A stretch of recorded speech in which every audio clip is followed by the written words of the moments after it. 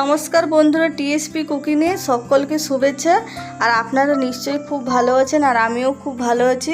আর আজকের রেসিপি পটলের সোয়াবিনে আলুতে আমি তরকারি রান্না করে দেখাবো। আর আপনারা প্রথম থেকে পুরো ভিডিওটা প্লিজ দেখবেন আমি কিভাবে রান্নাটা করি।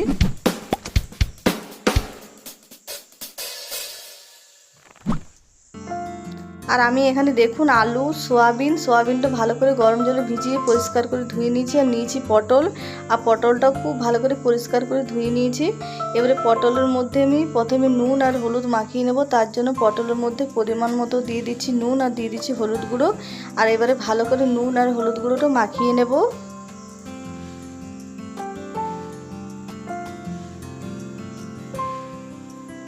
আর ভালো করে মাখিয়ে নিয়েছি। এবারে কড়াই দিয়ে দিচ্ছি সরষের তেল। তেল গরম হয়ে গিয়েছে। প্রথমে আমি পটলটা ভেজে নেব। আর সব পটলটা একবারে ভাজবো না, অল্প অল্প করে পটলটা ভেজে নেব।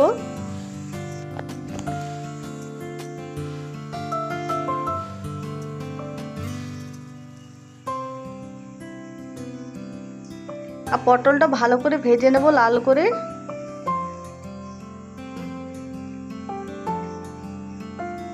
আর দেখুন পটলটা ভাজা হয়ে গেছে, আমি তুলে নিচ্ছি।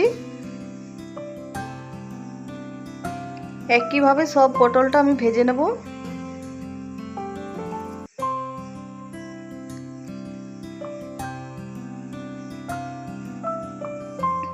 আর সব পটল ভাজা হয়ে গেল। পটল ভাজার তেলের মধ্যে আমি সোয়াবিনটাও ভেজে নেব। আর এবারে সোয়াবিনটা দিয়ে দিচ্ছি। আর সোয়াবিনটাও ভালো করে ভেজে নেব।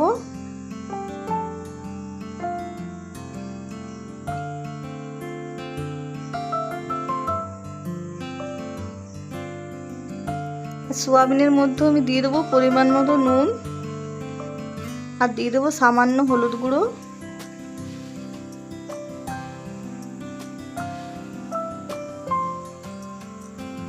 আর সোয়াবিনটা ভাজা হয়ে গেছে, আমি তুলে নিচ্ছি। কড়াইয়ে আমি আবার দিয়ে দিচ্ছি সরষের তেল। এবারে তেলের মধ্যে আমি দিয়ে দেবো 5 ফোড়ন। আর এবারে দিয়ে দেবো পেঁয়াজ কুচি।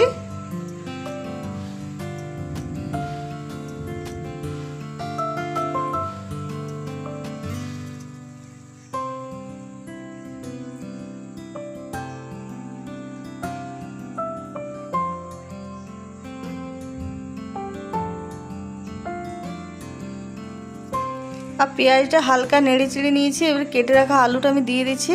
আর এবারে আলু আর পেঁয়াজ দুটোই খুব ভালো করে ভেজে নেব।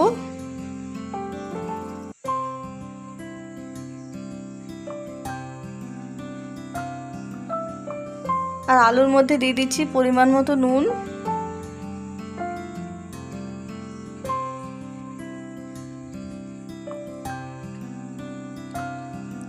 আর আলু আর পেঁয়াজ দেখুন দুটোই খুব ভালো করে ভাজা হয়ে গেছে। এবারে দিয়ে দিলাম এর মধ্যে লঙ্কার গুঁড়ো, দিয়ে দিচ্ছি হলুদ গুঁড়ো। আর এবারে দিয়ে দিচ্ছি মশলার মধ্যে আছে জিরে, ধনে, গোলমরিচ, আদা, রসুন, কাঁচা লঙ্কা বাটা। আর দিয়ে দিলাম টমেটো বাটা। আর এবারে ভালো করে কষিয়ে নেব।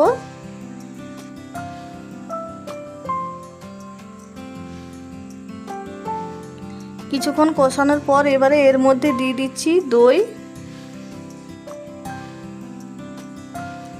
আর দইটা দিয়েও আবারও খুব ভালো করে কষিয়ে নেব। আর একটু দিয়ে দিলাম জল।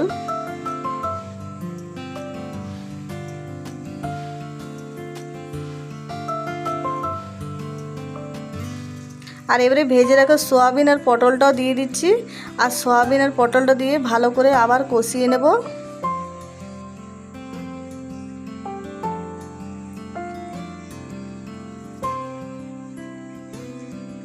আর এবারে এর মধ্যে দিয়ে দিলাম একটু চিনি। আর সব কিছু খুব ভালো করে কষানো হয়ে গেছে। এবারে আমি দিয়ে দিচ্ছি জল। আর জল দিয়ে খুব ভালো করে মিশিয়ে নেব।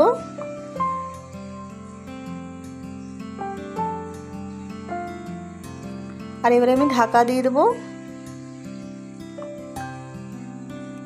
কিছুক্ষণ পর ঢাকাটা খুলে নিলাম। আর এবারে দেখে নেব আলুটা সেদ্ধ হয়েছে কিনা। আর দেখুন আলু খুব সুন্দর সেদ্ধ হয়ে গেছে। আর এবারে ভালো করে মিশিয়ে আমি নামিয়ে নেব। আর আমি যেরকমভাবে রান্না করলাম আজকে পটলের সোয়াবিনে, আপনারা এইভাবে রান্না করে খাবেন, বাড়িতে খেতে খুবই ভালো লাগে। এটা ভাত, রুটি, পরোটা যে কোনো দিয়ে খাবেন, খেতে ভালো লাগে। আর দেখুন তরকারিটা হয়ে গেছে, আমি নামিয়ে নিচ্ছি। আর দেখুন দেখতে যতটা সুন্দর হয়েছে খেতেও ততটা ভালো হয়েছিল বন্ধুরা। আর আমার ভিডিওটা পছন্দ হলে প্লিজ লাইক, শেয়ার, কমেন্ট করবেন। আর আমার চ্যানেলটা সাবস্ক্রাইব করতে ভুলবেন না, সাবস্ক্রাইব করে নেবেন প্লিজ।